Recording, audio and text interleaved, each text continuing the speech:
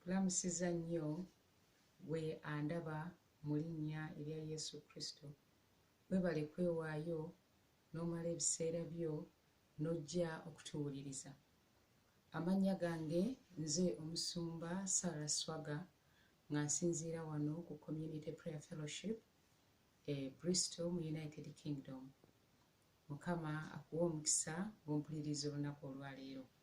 Olunaku olwaleero tugenda kwogera ku mutwe ogugamba nti ekikolimo kye ki? Ekikolimo bwe mba nga ntandise kubuuza onziremu ki kye kitegeeza, oyinza okulemwa okufuna ansa ennambulukufu. Olw'ensonga nti ekikolimo mwoyo, era ekikolimo tosobola kukikwatako n'engalo zo oba n'okiraba nga kiri awo kitambula, nti kitambulira mu famire eno oba kitambulira mu maka gali. Ekikolimo tetumanyi bwe kifaanana mu maaso ag'obuntu, naye tumanyi bye kikola.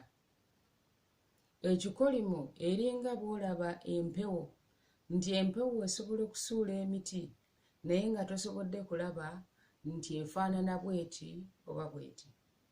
Ekikolimo kye ki? Ekikolimo mwoyo.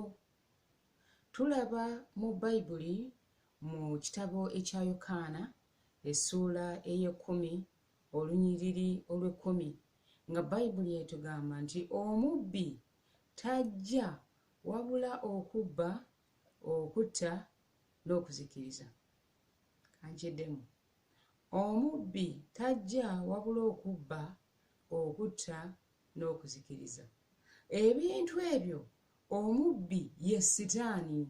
Ebintu ebyo by'aleeta, ate ebintu ebyo ebisatu birina okubeerawo ng'ekikolimo kitambulira ku bulamu bwo oba ku bulamu bw'omuntu.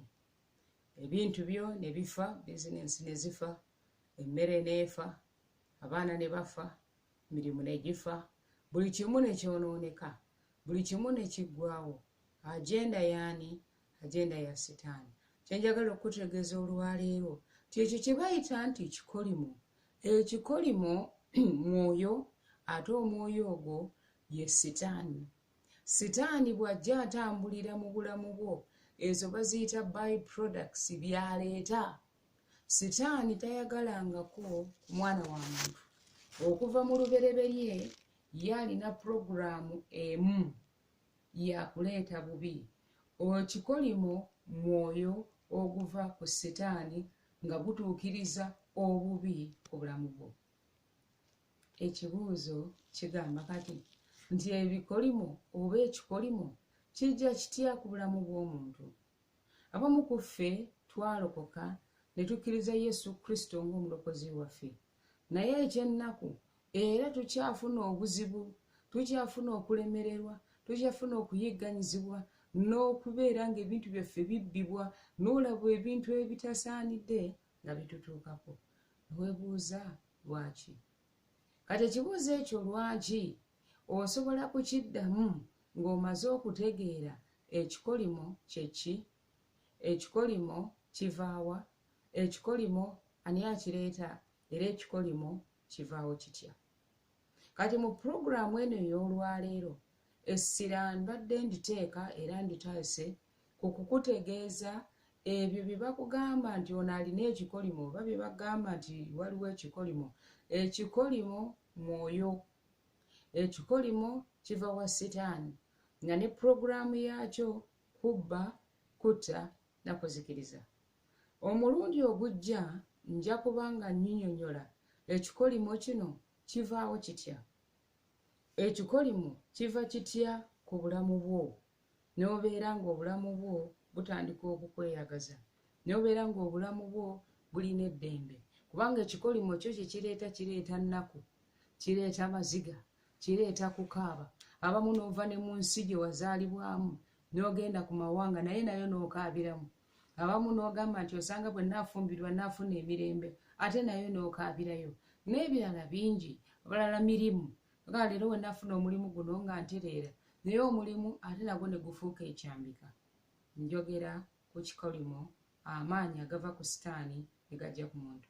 Kijja kitya? Pulogulaamu yaffe eneddako nja kuba nga nkutegeeza engeri ekikolimo gye kijja ku bulamu bw'omuntu n'engeri ekikolimo gye tukijjawo. Njagala okuzzaamu amaanyi ti oba olina ebibadde bigaanye oba waliwo eyali agamba nti olina ebikolimo, totya. Ensonga lwaki ntandise pulogulaamu eno, lwa nsonga ng'omusumba nsanze abantu bangi nga bagala ebikolimo, bakaaba ebikolimo, bagamba nze naba ntya. Naye kituufu kiri nti tulina Yesu Kristo, empologoma ya Yuda, ekikolo kya Yese, oyo kabaka w'abakabaka. Buli kikolimo akimenya, buli kikolimo akizikiriza, alina amaanyi okukyusa obulamu bwo. Kati kyenkusaba akatambi kano ddamu okawulirize ate okaweereze ne mukwano gwo, ate naye omutegeeze nti omulundi ogujja Musumba Sarah Swaga agenda kwongerayo ng'atutegeeza ebikolimo bijja bitya, ate era ebikolimo bivaawo bitya, ate era tutambulira tutya mu mukisa ne tubeera nga tweyongera mu kitiibwa nga Bayibuli bw'egamba nti tuva mu kitiibwa nga tudda mu kitiibwa, tuva mu kitiibwa nga tudda mu kitiibwa. Mukama akuwa omukisa olwaleero ng'owuliriza message eno ng'ogyongerayo. Mukama akukuume.